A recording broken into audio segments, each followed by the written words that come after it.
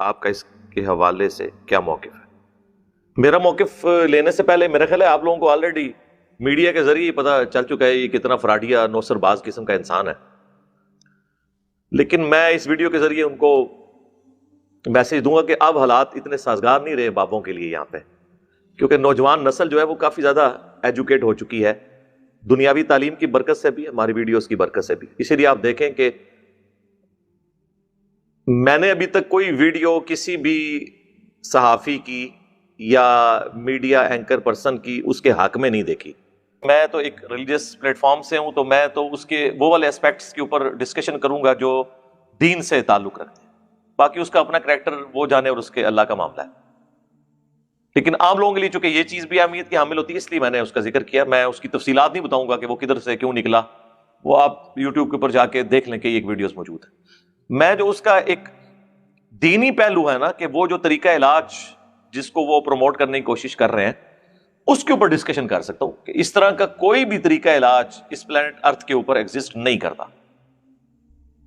جو یہ سب کچھ کر دے کہ کوئی دم ڈال کے کسی گونگے یا بہرے کو قوت گویائی یا سماعت کی قوت عطا کر دے. امپاسبل ہے اس دنیا کے اندر، اور یہ میں اب کی بات نہیں کر رہا، قیامت تک کے لیے امپاسبل ہے.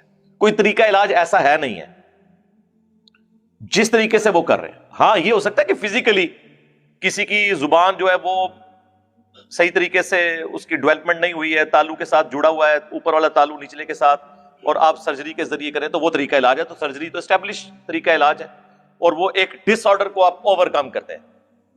جس طرح کسی شخص کو کوئی پھوڑا یا پھنسی ہے، اس پہ آپ نشتر چلا کے اس کی پھر مرم پٹی کریں تو صدیوں سے یہ طریقہ علاج ہے. یہ اللہ تعالیٰ طریقہ علاج دیا ہے انسانوں. بڑے بڑے جو طریقہ علاج ہیں وہ 5 ہی ہیں. نمبر 1 جو اس وقت زیادہ اسٹیبلش ہے ایلوپیتھی ہے، نمبر 2 ہومیوپیتھک علاج ہے، اور نمبر 3 ہربل ہے، اور نمبر 4 سرجری ہے. سرجری کو لوگ ایلوپیتھک کے کھاتے میں ڈالتے ہیں، سرجری الگ سے ایک علاج ہے. ایلوپیتھک بھی جہاں پہ فیل ہو جاتا ہے وہاں سے سرجری شروع ہوتی ہے. مثلاً اگر کسی کا بائی پاس ہونا ہے تو وہ ایلوپیتھک تو نہیں کر سکتا، نہ ہومیوپیتھک علاج ہو سکتا ہے، سرجری کے ذریعے ہوگا.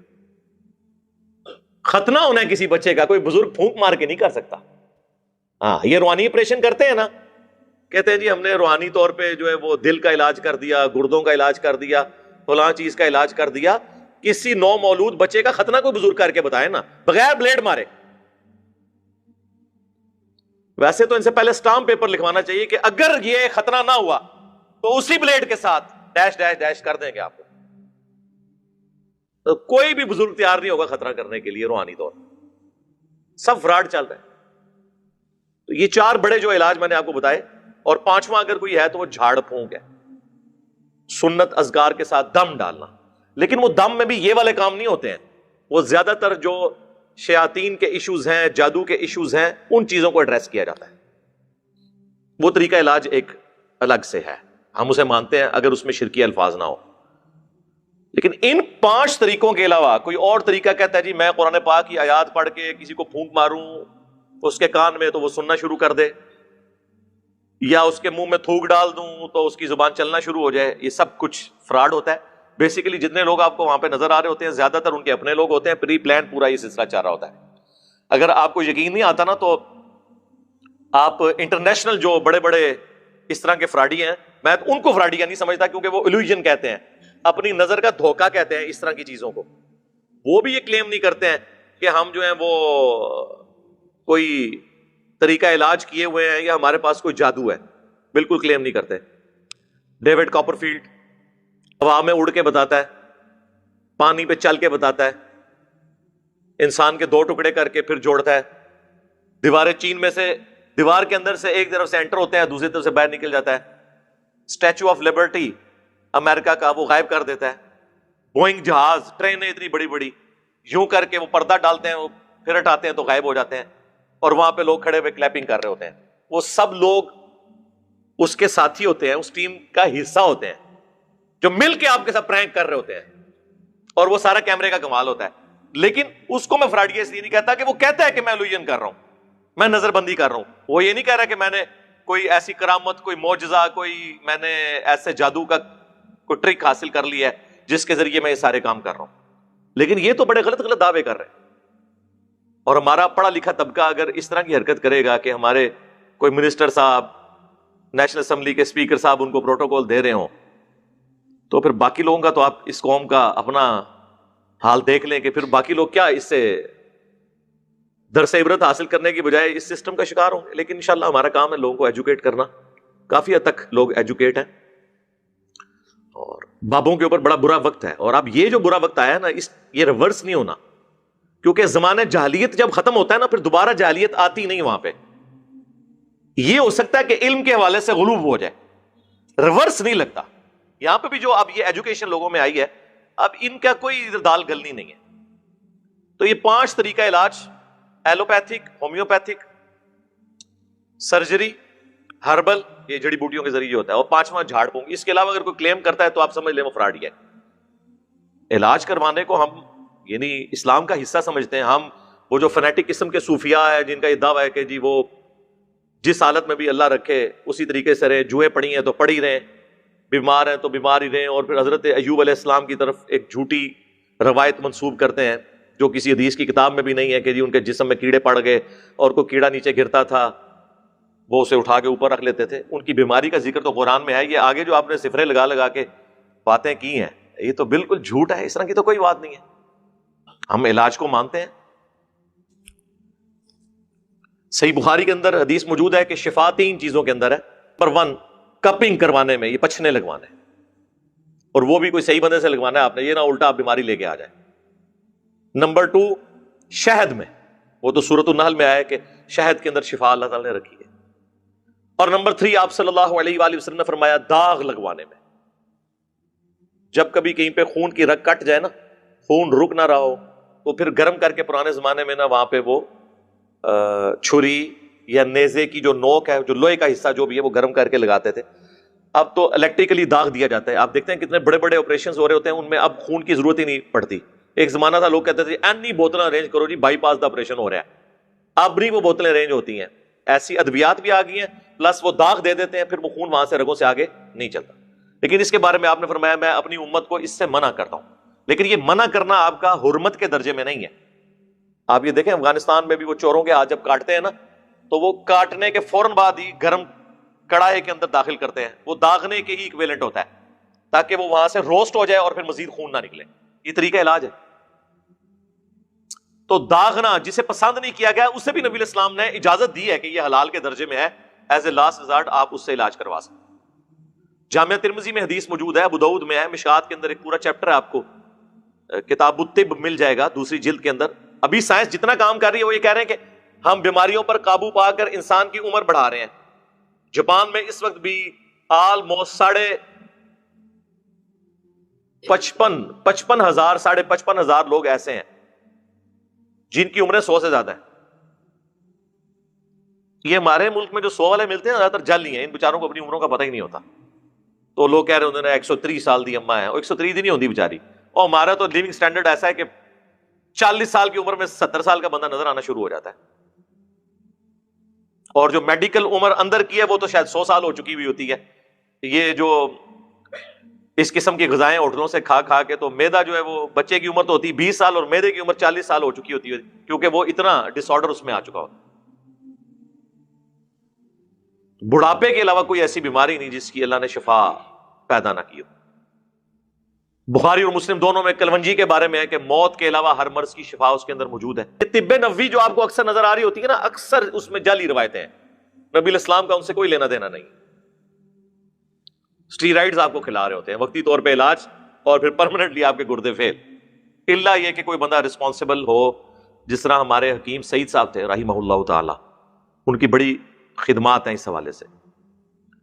تو اس طرح کا کوئی بندہ ہو جو واقعی اس طرح کے علاج کو جانتا ہو. پھر اس علم کے اندر کافی کنجوسی بھی ہوئی ہے، اس لیے اس طریقے سے ٹرانسفر نہیں ہوا یہ والا علم. بہرحال یہ کوئی علم نہیں ہے کہ آپ کسی کے کان میں پھونک ماریں یا اس کی زبان پہ پھونک مارے اور چل پڑے. وہ سب ڈرامہ باز سامنے وہیں پہ سارے وہ لوگ ہوتے ہیں. اکثر پاکستان میں کتنے لوگ پکڑے گئے جو یہ کام کرتے رہے. جب ان کو مارا ہے تو انہوں نے مانا کہ وہ پہلے سے ہی ان کی آنکھیں تھیں اور وہ اندھے بنے ہوئے تھے، تو ہاتھ پھیرا ہے تو آنکھیں آ گئی ہیں. اس طریقے سے میرے بھائی یہ معجزات اس طرح کے ہم مانتے ہیں. یہ ٹرمنالوجیز بھی آپ سمجھ لیں. یہ 4 بڑی ٹرمنالوجیز ہوتی ہیں. ایک ہے معجزہ، عقل کو عاجز کر دینے والی چیز، میریکل جسے انگلش میں کہتے ہیں. عربی میں قرآن حکیم کے اندر تو معجزے کا لفظ نہیں آیا، اس کے لیے لفظ آیا آیاتن، آیات، نشانیاں، سائنس. جس طرح کہ عیسیٰ علیہ السلام کو اللہ تعالیٰ نے معجزات دیے تھے، مردوں کو اللہ کے اذن سے وقتی طور پہ وہ زندہ کر دیتے تھے، وہ ان کی رسالت کی گواہی دے کے پھر مر جاتا تھا. یہ نہیں تھا کہ دوبارہ زندگی اس کی شروع ہو جاتی تھی، نہ، جو دنیا سے چلا گیا وہ واپس نہیں آ سکتا. پیغمبر بھی اسے واپس نہیں لا سکتا. وہ وقتی طور پہ معجزہ ہوتا تھا اور وہ کہتا تھا یہ حضرت عیسیٰ علیہ السلام اللہ کے پیغمبر ہیں. جس طرح کوئی پتھر بول کے کہہ دے، گواہی دے دے، تو یہ معجزات کو ہم مانتے ہیں، لیکن صرف پیغمبروں کے حق میں، کیونکہ پیغمبروں کو اللہ نے منوانا ہوتا ہے. کس لیے؟ اپنے تعارف کے لیے. پیغمبروں کے بعد کسی کو اللہ نے منوانا نہیں ہوتا، اس لیے وہ دوسری ٹرم اس کے لیے یوز ہم کرتے ہیں کرامت. کرامت کا مطلب یہ ہے کہ کسی کے اوپر اللہ کا کرم ہوا، اللہ نے اس کی عزت افزائی کی، اس نے کوئی دعا کی اور وہ قبول ہو گئی. کرامت اور معجزہ الگ چیز ہے. معجزہ بھی کوئی کر کے نہیں دکھا سکتا جب تک کہ اللہ تعالیٰ کی طرف سے اذن نہ ہو جائے. مثلا جب موسیٰ علیہ السلام کے بارے میں قرآن حکیم میں کئی جگہ یہ واقعہ آیا ہے، سورۃ القصص کے اندر، سورۃ الاعراف کے اندر، سورہ طٰہٰ کے اندر. جب اللہ سے ان کی پہلی ملاقات ہوئی ہے، اس کی کیفیت اللہ بہتر جانتا ہے. اور اللہ تعالیٰ نے پوچھا ہے تیرے ہاتھ میں کیا ہے؟ انہوں نے کہا آسا ہے، میں اس سے جو ہے وہ اپنی بکریوں کے لیے پتے جھاڑتا ہوں اور بھی باقی کام بھی اس سے کرتا ہوں. تو اللہ تعالیٰ نے فرمایا کہ اسے زمین پر پھینکو. وہ پھینکا تو اتنا بڑا وہ اژدہا، سانپ یا اژدہا کوئی بہت بڑی اس طرح کی ایک چیز بن کے سامنے آیا. تو قرآن کے الفاظ ہیں موسیٰ علیہ السلام بھاگ گئے، اس سے ڈر کے بھاگے. اگر موسیٰ علیہ السلام نے وہ خود بنایا تھا تو وہ پھر ڈرے کیوں؟ اس کو آپ مثال سے سمجھیں. چھوٹا بچہ جسے یہ نہ پتا ہو کہ ماچس کی تیلی کو ماچس پہ رگڑنے سے ایک دم آگ نکلتی ہے، جب پہلی دفعہ وہ آگ نکلے گی وہ بھی بھاگ جائے گا، لیکن اس کے بعد وہ کھیلتا رہے گا کیونکہ وہ یوز ٹو ہو جائے گا. تو پہلی دفعہ حضرت موسیٰ علیہ السلام کا بھاگنا اس بات کا ثبوت ہے کہ انہوں نے خود کچھ نہیں کیا تھا، ان کو تو پتہ ہی نہیں تھا میرے ساتھ کیا ہونا ہے. اور اس درجے تک قرآن حکیم میں آیا کہ جب وہ سمندری جھیل کے کنارے پہنچے تو قوم نے کہا کہ موسیٰ مروا دیا نا تو نے، پیچھے بھی موت آگے بھی موت، آگے سمندری جھیل پیچھے فرعون کی فوج. اور موسیٰ علیہ السلام بھی اپنے دل میں گھبرا گئے. تو اللہ تعالیٰ ہم نے ان کو وحی کی کہ یہ جو عصا تیرے ہاتھ میں ہے نا، اسے سمندر پہ مار اور تیرے لیے راستہ بن جائے گا. انہوں نے مارا، راستہ بن گیا. مجھے بتائیں یہ اللہ کو کہنے کی ضرورت کیوں پیش آئی؟ اس لیے کہ موسیٰ علیہ السلام کو نہیں پتا تھا. وہ یہی سمجھتے تھے کہ میں جب اس کو پھینکوں گا نا یہ اژدہا بنے گا. ان کو یہ پتہ ہی نہیں تھا کہ اس سے یہ کام بھی ہو سکتا ہے، اور اگر وہ کر بھی لیتے راستہ نہیں تھا بننا جب تک اللہ کا اذن نہیں ہونا تھا. آج مجھے بتائیں موسیٰ علیہ السلام کا اگر اوریجنل اژدہا بھی ہمارے پاس آ جائے، آپ اسے امام کعبہ کے ہاتھ میں دے دیں، ویٹیکن سٹی میں بیٹھے ہوئے پوپ کے ہاتھ میں دے دیں، وہ بھی موسیٰ علیہ السلام کو مانتے ہیں نا، یا یروشلم میں بیٹھے ہوئے کسی یہودی ربائی کے ہاتھ میں دے دیں، تو وہ دوبارہ سے اژدہا باندھ سکتا ہے. اس کا مطلب ہے اس کے اندر بھی کوئی خوبی نہیں تھی. اللہ نے جب تک چاہا اس وقت تک تھی، جب نہیں چاہا تو نہیں. تو یہ ہے کانسیپٹ. یہ کوئی کمپیٹنسی نہیں ہے کہ کوئی شخص حاصل کر لے. اس بات کو آپ سمجھیں. تو یہ معجزات اللہ تعالیٰ، جس طرح حضرت عیسیٰ علیہ السلام کے بارے میں ہے کہ وہ جو کوڑی تھے، مادرزاد، اندھے تھے جن کے ڈھیلے بھی نہیں ہوتے تھے، ہاتھ پھیرتے تھے تو شفا ہو جاتی تھی اللہ کے اذن سے. مٹی کی مورت میں وہ پھونک مارتے تھے، سورۃ المائدہ میں، سورہ آل عمران میں ڈیٹیل کے ساتھ آیا، تو وہ اللہ کے اذن سے پرندہ بن جاتی تھی. تو یہ سارے پیغمبروں والا معاملہ ہے. اولیاء اللہ کے ساتھ کرامت ہوتی ہے، کوئی دعا کی تو قبول ہوگی. کئی ایک کرامتیں موجود ہیں. دلائل النبوہ امام بیہقی کی کتاب میں انس بن مالک کے بارے میں آتا ہے کہ ان کو کسی نے آ کے کہا کہ حضرت اپنا بندوبست کر لیں، اس دفعہ قید سالی ہوگی. اپنی زمین میں کھڑے ہو کر انہوں نے اللہ سے دعا کی کہ اللہ بارش نازل فرما. گھر آئے تو اپنے خادم کو کہا کہ جا کے دیکھو بارش ہوئی ہے کہ نہیں، کانفیڈنس لیول دیکھیں. تو وہ آیا، اس نے کہا حضرت آج صرف آپ کی زمین پہ بارش ہوئی ہے، بادل آ کے اور چلے گئے. تو دعا مانگ. انہوں نے کہنا تھا کہ انس بن مالک کو ٹورے دعا مان چھنگیاں، انہوں نے اینج اشارہ کیتا، بدل بلائے، بارش کرائی، واپس آ گئے. عبد القادر جیلانی کے بارے میں اس طرح کے جھوٹ منسوخ کرتے ہیں. انج کچھ بھی نہیں ہوتا بھائی میرے.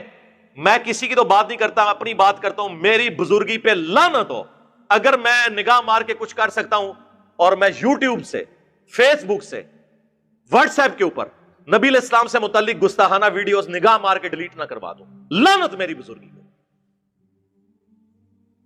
یہ بزرگی کس دن کام آنی ہے؟ ہمارے بابا جی کہا کرتے تھے نا، خادم رضوی صاحب رحمہ اللہ، کہ جی امام مالک فرماندے نے امت مر جائے اگر نبی دیاں گستاخیاں ہو رہی ہیں، کہندے سن نا.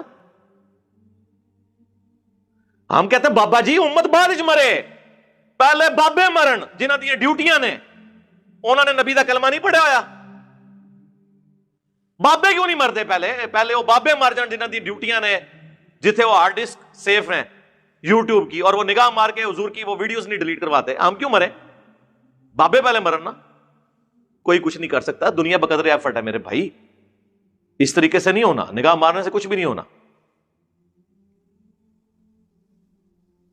خیر یہ تو میرا فیورٹ ٹاپک ہے، میں اور طرف چل پڑوں گا. تو وہ کرامت دوسری چیز. تیسری چیز الوہین ہے جو ڈیوڈ کاپر فیلڈ اور وہ کرتے ہیں، وہ جو نظر کا دھوکہ. چوتھی چیز جو ہے وہ جادو یا استدراج اسے کہا جاتا ہے ٹرمنالوجی کی طور.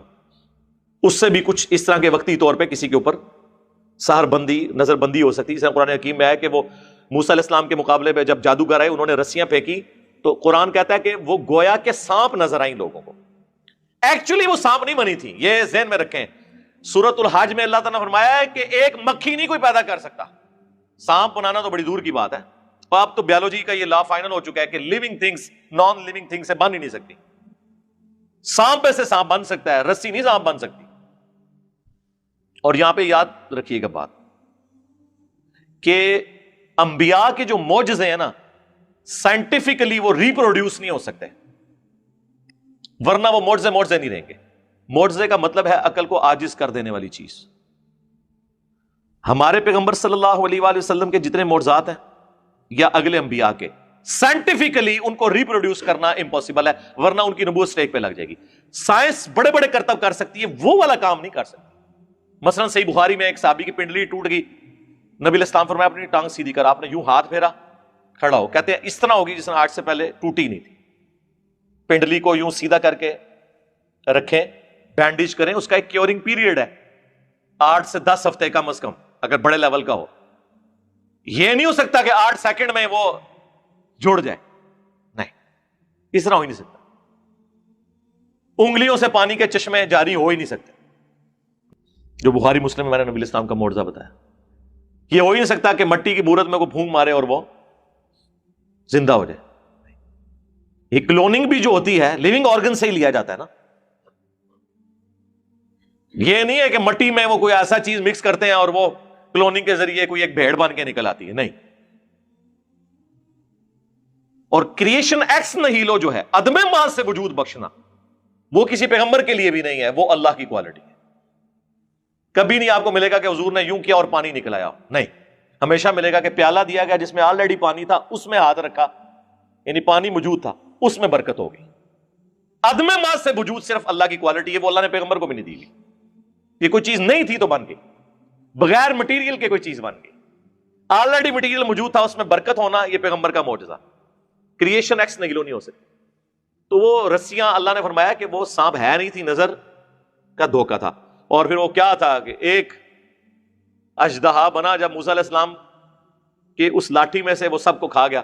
آپ دیکھیں جادوگر ایمان لے آئے، فوراً سجدے میں گر پڑے، کیونکہ جادوگروں کو پتا تھا کہ استدراج سے یہ کام نہیں ہو سکتا.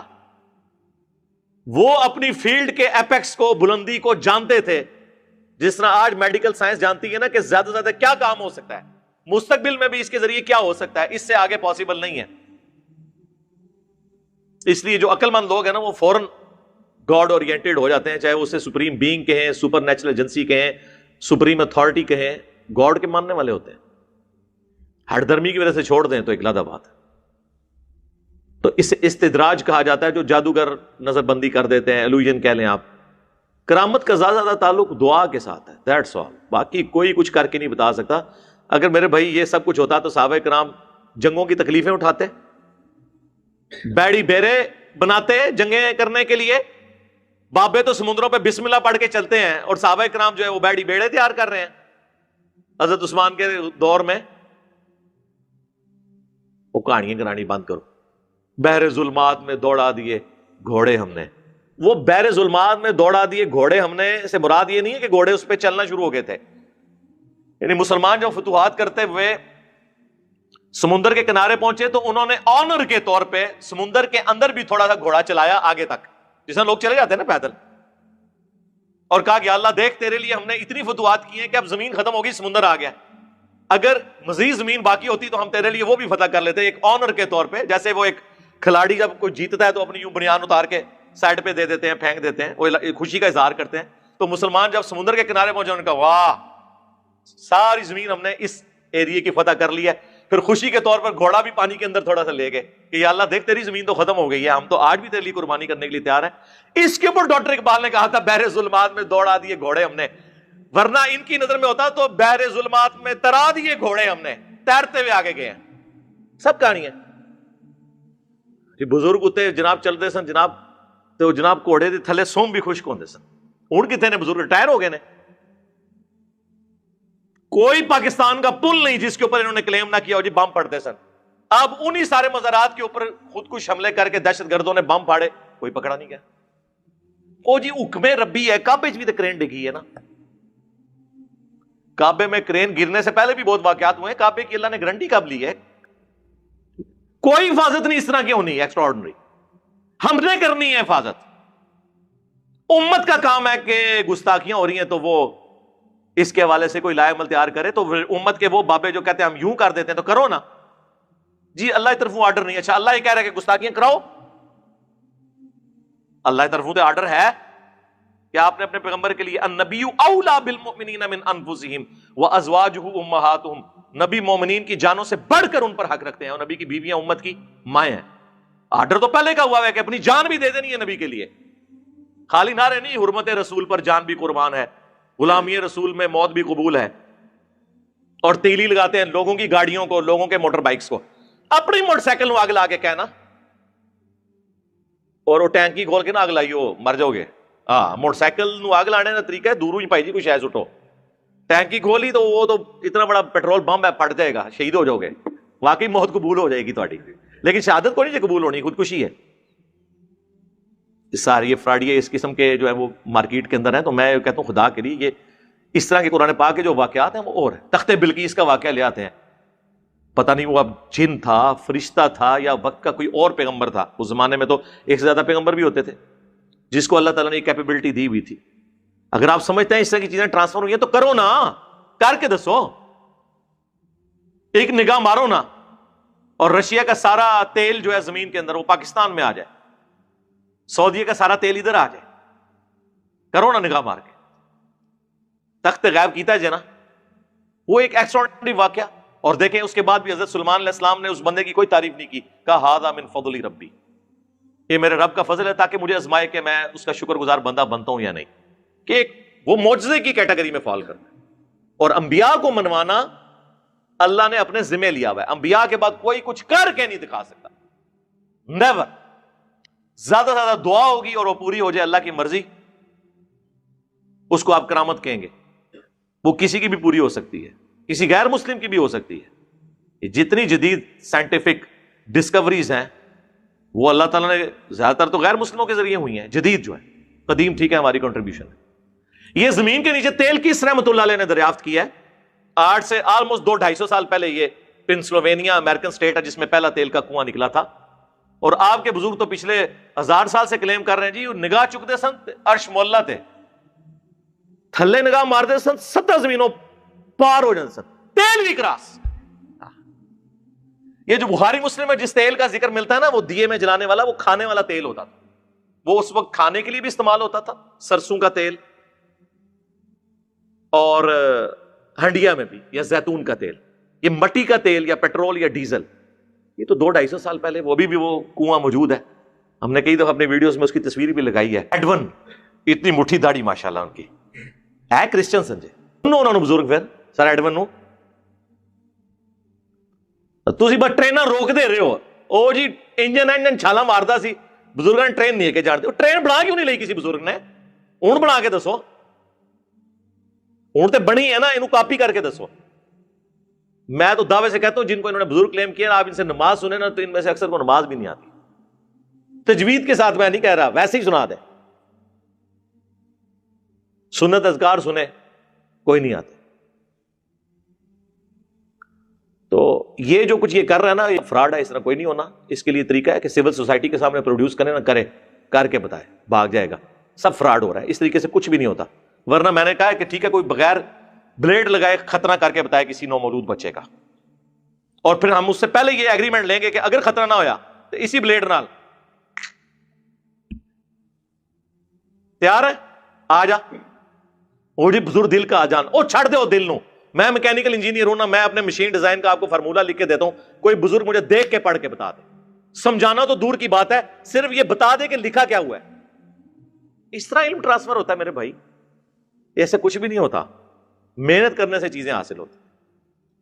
اور ہماری قوم بھی دیکھیں نا, ایسے ایسے بیوقوف لوگ اب بھی موجود ہیں جو ان چیزوں کے پیچھے پڑے ہوئے ہیں. اللہ کے بندو, اللہ سے ڈر جاؤ. کن چیزوں کے پیچھے پڑے ہوئے ہو؟ آپ کے نبی علیہ السلام نے آپ کو شیاطین سے بچنے کے لیے, جادو سے بچنے کے لیے, اس طرح کے معاملات میں سنت اذکار آپ کو تعلیم کیے ہیں. تو آپ ان اذکار کو پڑھ کے اس کے ذریعے کریں. بخاری مسلم دونوں میں حدیث ہے, اللہ کے محبوب صلی اللہ علیہ وآلہ وسلم رات کو سونے سے پہلے آخری 3 صورتیں, 3 پناہ دینے والی صورتیں, قل هو اللہ احد, قل اعوذ برب الفلق اور قل اعوذ برب الناس, 3 دفعہ پڑھ کے اپنے ہاتھوں پہ پھونک کے پورے جسم پہ جہاں تک ہاتھ پہنچتا تھا ملتے تھے. ابو داؤد ترمذی میں حدیث ہے کہ یہ 3 صورتیں تمہیں ہر چیز سے کفایت کر دیں گی. سنت اذکار صبح و شام کے دوسری جلد کے اندر, تو وہ آپ ڈاؤن لوڈ کریں, حدیث کی کتاب بارے اذکار کارڈ آپ کریں. ہم نے تو اب ایک مختصر 5 اذکار کارڈ والا بھی ایک کارڈ, اورنج کارڈ بھی پرنٹ کروایا ہے, فری دیتے ہیں سب کو, PDF اس کا رکھا ہے ہماری ویب سائٹ کے اوپر. لیکن یہ اذکار اس وقت تک کارآمد ہے جب تک کہ یہ ساری چیزیں ناگہانی آفتوں کے لیے. اگر آپ اس کو پڑھنے کے بعد اپنے اوپر خود چیز طاری کریں گے نا تو اللہ کے فضل نہیں بچن لگے. یعنی کوئی کہے جی میں یہ دعا پڑھ کے تو ساکٹ میں 2 انگلیاں دے دوں تو میں بچ جاؤں, انشاءاللہ نہیں بچن لگے. جنازہ ہی پڑھیں گے تھوڑا, یا جا کے کوبرے کے منہ میں جا کے ہاتھ دے دوں, نہیں. وہ آپ نے اپنے اوپر خود تقدیر غالب, ناگہانی آفات کے لیے اس طرح کی چیزیں نہیں ٹلتی. ذہن میں رکھیے گا. لوگ یہ سمجھتے ہیں کہ جی اب میں جو مرضی کروں آپ کو, وہ بھی ایک کہ جی وہ جی منازعے کے دوران جی ایک مسلمان نے جی زہر کا پیالہ پی لیا ہے, وہ گلاس کے اندر جی وہ عیسائیوں سے مناظرہ جیت کے, وہ خدا دا نہ دے. زہر تو بہت خطرناک چیز ہے, کوئی مجھے تذاب تھوڑا سا پی کے بتائے اور بچ جائے. زہر کا تو تھوڑے عرصے بعد اثر کا پتہ چلنا ہے نا, اور یہ پتہ بھی نہیں ہے. تذاب میں دیاں گا جناب, اپنے سامنے پلانا, آؤ کیڑا جنا ہے بزرگ بنتا ہے, تذاب پی کے دسے, اپنی گارنٹی ہوتے. اس طرح کو بچتا ہے, سب فراڈ چیز ہے. اور آپ کو پتا ہے بخاری مسلم دونوں میں حدیث ہے, جس نے زہر پی کے خودکشی کی یا پیٹ میں چھرا گھونپ کر, وہ نبی علیہ السلام نے ایک ایک چیز گنوائی, تو قیامت والے دن آگ میں وہ جلے گا دوزخ کی, اور اس پہ وہی عذاب مسلط ہوگا, چھرا دے دیا جائے گا, بار بار خودکشی کرتا رہے گا, پھر مرے گا, پھر زندہ ہوگا. اس کے اوپر امام بخاری نے باب باندھا ہے کہ زہر والی چیز کھانا حرام ہے اسلام میں. اور یہ کہتے ہیں جی خالد ابن ولید نے بسم اللہ پڑھ کے تو زہر والا وہ پی لیا تھا. امام بخاری بتا رہے ہیں حدیث کی روشنی میں کہ زہر والا اس طرح کی چیز پینا حرام ہے. جی یہ آپ دیکھ لیں, یہ کہتے ہیں جی زہر پی لیا, وہ کتنے زہر پی کے دسو ساڑھے سامنے, آؤ میڈیا تے کرو. انٹرنیشنل میڈیا کو ہم بلاتے ہیں, BBC کو, CNN کو, جیو کو, ARY کو, دنیا ٹی وی والوں کو بلاتے ہیں. آپ پبلکلی کریں اور ساروں کو اپنا مرید کر لیں, لیکن وہ پبلک آپ کی نہیں ہونی چاہیے جس طرح وہ ڈیوڈ کاپر فیلڈ اور کرس اینجلس لے کے بیٹھا ہوا ہوتا ہے. نیوٹرل پبلک ہو, لاکھ پتہ جائے گا, ایک اڑاتے ہیں میدان. تو آپ مجھے بتائیں اگر صحابہ کرام علیہم رضوان زہر آلود کھانا کھا لیں اور شہید ہو جائیں, اللہ کے نبی بھی زبان پہ رکھیں اور آپ کی رگیں وہ کاٹے, تب بابے شاہی کوئی نہیں. انہوں نے بولا کہ نہ بولا, ہاں. اور جڑے سمجھنا سی بڑی شہ وہاں زہر تیار کرنے ہیں تواڈے واسطے, اپنے ہتھی دیاں گا تانوں. آج وہ جڑا بابا ہے او جی وہ چڑیا اڑ لیتی ہے تو بزرگ کیوں نہیں اڑ سکتے؟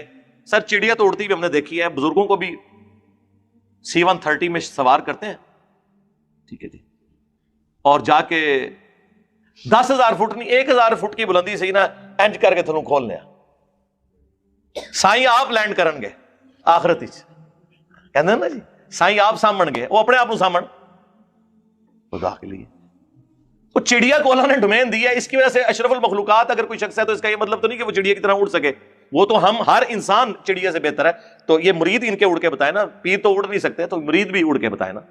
ان کو تو ہم کاکپٹ پہ بٹھا دیں نا پہلی دفعہ، اور ان کے مریدوں کو ساتھ سوار کریں نا کہ سائیں جڑے نے خود لینڈ کران کے جہاز، کوئی ان کا مرید بھی نہ جہاز میں بیٹھنے کے لیے تیار ہو. اس طرح ہوتا ہے. ویل مچھلی 1.5 گھنٹے تک اپنا سانس روک لیتی ہے سمندر کے نیچے، 1.5 گھنٹہ. اے بزرگ کوئی منونا آدھا گھنٹہ ہی روک کے 10 دفعے، 15 منٹ، چلو 15 منٹ، 5 منٹ ہی کوئی بزرگ سمندر تھلے سانو سا روک کے 10 دے تو پھر ویل مچھلی افضل ہوگی بزرگوں سے. ظاہر ہے اس قسم کا انہوں نے بتایا. ہاتھی پاؤں مار کے زمین پہ 40 کلومیٹر دور تک دوسرے ہاتھی سے کمیونیکیٹ کرتا ہے. بابا دیوار کے پیچھے کمیونیکیٹ کر کے بتا دے.